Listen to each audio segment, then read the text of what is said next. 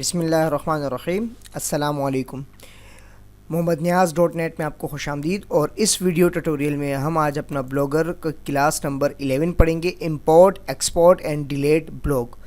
ये होता क्या है? सबसे पहले अपने ब्लॉगर में जाते हैं www.blogger.com और उसके बाद यहाँ आके सेटिंग में, और सेटिंग में जाने के बाद लास्ट टाइम हम लोगों ने पढ़ा था सर्च प्रेफरेंसेस के हवाले से कंप्लीट तमाम चीज़ें पढ़ी थी। और अब हमने पढ़ना है अदर में सबसे ऊपर हमारे पास है ब्लॉग टूल्स, ब्लॉग के टूल्स वगैरह के बारे में।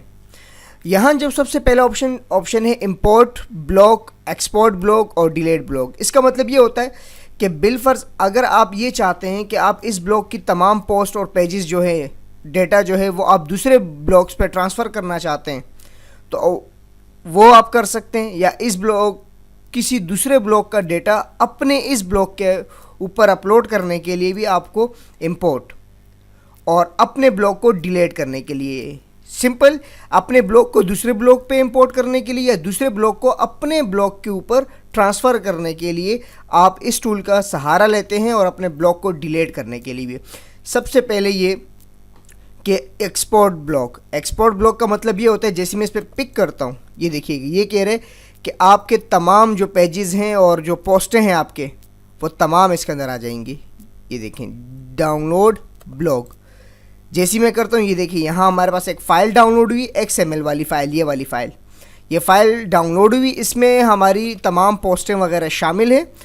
और अब अगर मैं चाहता हूँ मेरा एक दूसरा ब्लॉग मैं चाहता हूँ ये तमाम पोस्टें उसके ऊपर आ जाएँ, बिलफर्ज आपने ब्लॉग डिलीट करना है या ये ब्लॉग डिलीट होने का ख़तरा है या स्पैम बन गए, तो उसके बाद आप अपने ब्लॉग में जाएंगे और यहाँ से इंपोर्ट ब्लॉग। अब इस ब्लॉग की तमाम पोस्टें इस फाइल में आ गई, और अब हम जाएंगे इंपोर्ट ब्लॉग, इस पर क्लिक किया। अब ये देखिए ये हमें कह रहे हैं कि वो XML वाली फ़ाइल दें, और उसके बाद आपने चूज़ फाइल में जाके वो फ़ाइल दे देनी है और इस पर चेक मार्क लगा के इंपोर्ट ब्लॉग, तो तमाम की तमाम पोस्टें आपके पास ऑटोमेटिकली पब्लिश हो जाएंगी। अगर आप चाहते हैं कि वो तमाम पोस्टें पब्लिश ना हो, बल्कि उनमें से कुछ आपने जो है पब्लिश करनी है, कुछ को बाद में देख के चेंजिंग करनी, तो इसे चेक मार्क हटा दें तो वो आपके ड्राफ्ट में आ जाएंगी, पब्लिश नहीं होंगी।